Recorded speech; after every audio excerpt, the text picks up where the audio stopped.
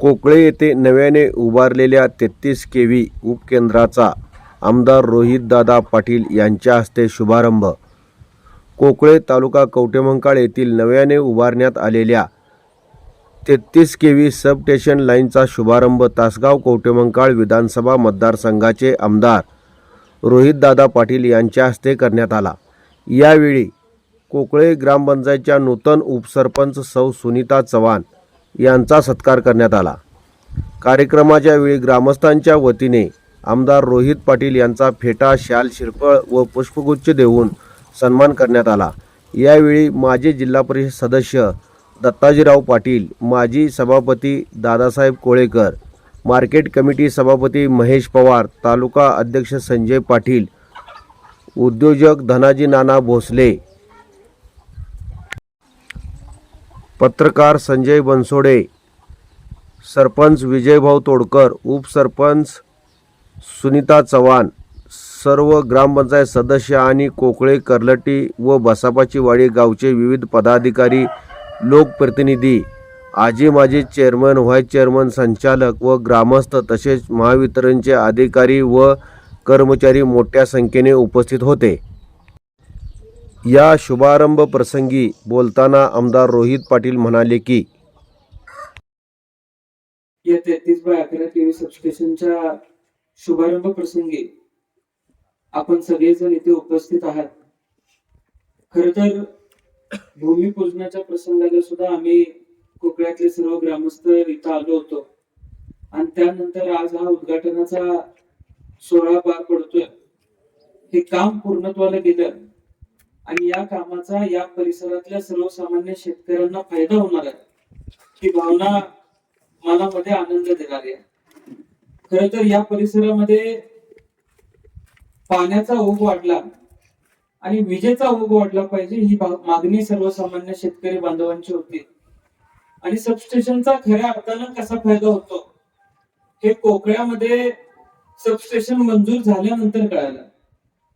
ज्यावेळेस तिथं सबस्टेशन मंजूर झालं त्यावेळेस भागामध्ये इतर कुठल्या कुठल्या ठिकाणी अशी मागणी आहे याची आमदार सुमनताई आमदार असताना आम्ही बैठक घेतली होती. त्यामध्ये या सबस्टेशनची सगळ्या माहिती घेतली आणि त्यामध्ये मग नांगोळी आलं, कोमनोळीची मागणी आली, दुधेभावीची आली, तासगाव तालुक्यामध्ये कवठेकंद असेल, निमणी असेल, असे 4 तासगाव तालुक्यामध्ये इतर 3 मागण्या आल्या.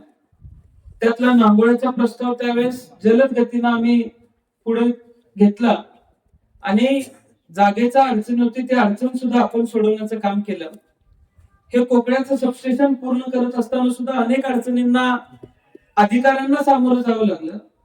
पण सुदैवाने सरपंच असतील, ग्रामपंचायतीची बॉडी असेल, जिथं मला बसवायला लागते तिथं सरपंचांनी मला बसवलं आणि ज्या ठिकाणी वाद होता ते वाद मिटवून हे काम पूर्ण करण्याच्या दृष्टिकोनातून पावलं उचलली. त्यामुळे गतीने हे काम पूर्ण झालं. आज मतदारसंघामध्ये गेल्या वर्ष दीड वर्षामध्ये साधारण आता मंजूर झालेले एकूण 6 आणि त्याच्या पूर्वीचे 2 असे 8 सबस्टेशन आपण मतदारसंघामध्ये मंजूर केलेले आहेत. आणि सगळीकडे 8 तास लाईट हे धोरण आपण सर्वांनी शेतीसाठी निश्चित केलेलं आहे.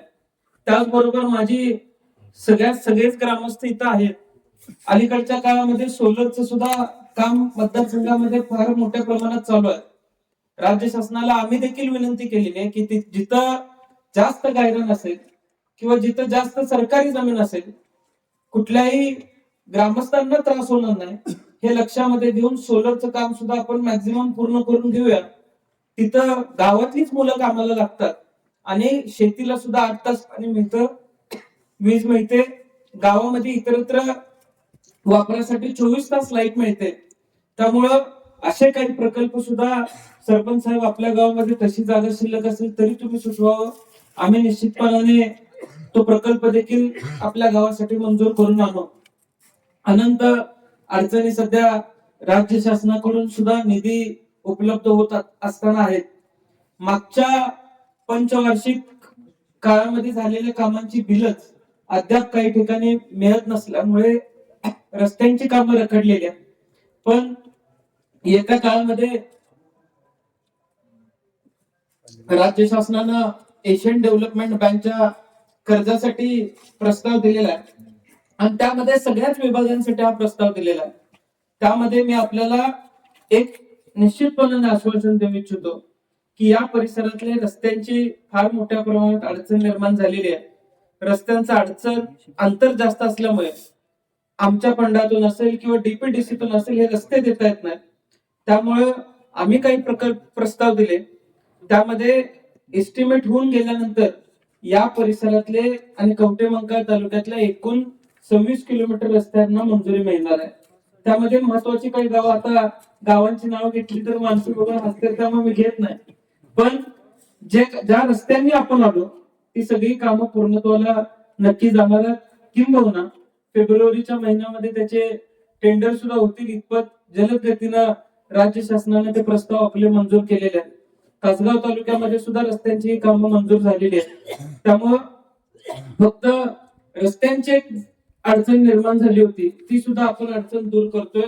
मूलभूत ज्या गोष्टी होत्या, ज्यामध्ये रस्ते, पाणी, वीज, त्यानंतर शाळा, शिक्षण चांगलं मिळालं पाहिजे हे धोरण आपण डोळ्यासमोर ठेवलं होतं.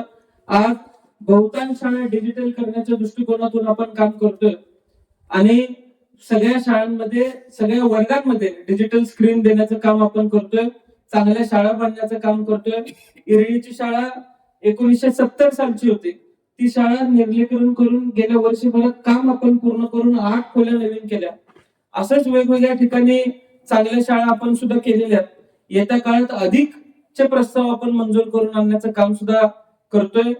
उद्या कदाचित JR निघेल, साधारण 25 नवीन अंगणवाड्या सुद्धा आपल्या मतदारसंघामध्ये नव्यानं मंजूर होतात.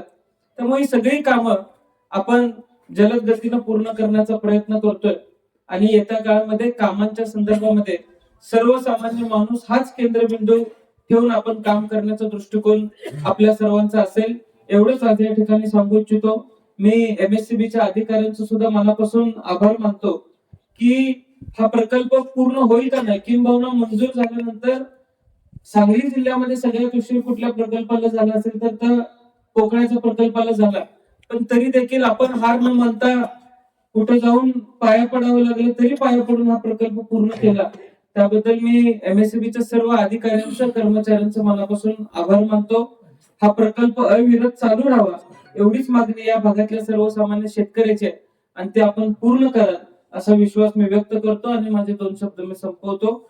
जय हिंद, जय महाराष्ट्र.